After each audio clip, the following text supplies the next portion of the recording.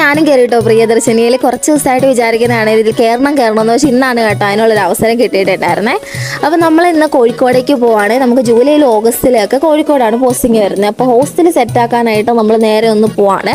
അപ്പോൾ രാവിലെ ഒരു 7:30 ആയപ്പോഴേക്കും ഞാൻ ഹോസ്റ്റലിൽ നിന്ന് ഇറങ്ങിയിട്ടുണ്ടായിരുന്നു. അത് കഴിഞ്ഞിട്ട് നേരെ കൽപ്പറ്റയ്ക്ക് വിട്ടേ. കൽപ്പറ്റ ചെന്നത് നമ്മുടെ 2 ഫ്രണ്ട്സും കൂടെ വരാനായിട്ടുണ്ടായിരുന്നേ.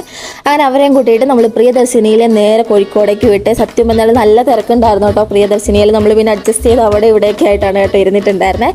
അത് കഴിഞ്ഞിട്ട് ചുരത്തിൻ്റെ കാര്യം പിന്നെ പറയേ വേണ്ട, നല്ല ട്രാഫിക്കായിരുന്നു. ഞങ്ങൾ കോഴിക്കോട് ചെന്നപ്പോഴേക്കും ഒരു 12:30 ആയിട്ടോ, ഉച്ചയൊക്കെ ആയി ഞങ്ങൾ കോഴിക്കോട് ചെന്നപ്പോൾ തന്നെ.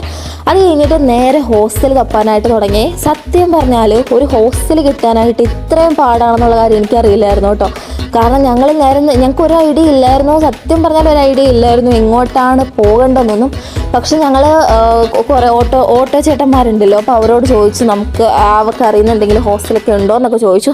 അങ്ങനെ അവർ പറഞ്ഞ കുറച്ച് സ്ഥലത്തൊക്കെ പോയി. ചില സ്ഥലത്ത് ചെല്ലുമ്പോഴേക്കും വേക്കൻസി കാണത്തില്ല, പിന്നെ ചില സ്ഥലത്ത് ചെല്ലുമ്പോഴേക്കും നമുക്ക് പറ്റുന്ന റെൻ്റ് ആയിരിക്കത്തില്ല, പിന്നെ ചില സ്ഥലത്ത് നമുക്ക് ആവശ്യമുള്ള ഫെസിലിറ്റി കാണത്തില്ല, പിന്നെ ഡിസ്റ്റൻസ്, അങ്ങനെ കുറേ പ്രശ്നമായിട്ട് കുറേ കറങ്ങി നടന്നു കേട്ടോ. പിന്നെ കുറച്ച് പേരുടെ നമ്പറൊക്കെ വാങ്ങിയിട്ട് നേരെ നമ്മൾ തിരിച്ച് ബസ് കയറി. അങ്ങനെ തിരിച്ച് നമ്മളൊരു 4:30 ആയപ്പോൾ ബസ് കയറിയേ. അങ്ങനെ വൈകിട്ട് ഒരു 9 മണിയൊക്കെ ആയപ്പോൾ ഞാൻ തിരിച്ച് ഹോസ്റ്റലിൽ എത്തി കേട്ടോ. അപ്പോൾ അത്രേ ഉള്ളൂ ഇന്നത്തെ വീഡിയോ. Bye bye.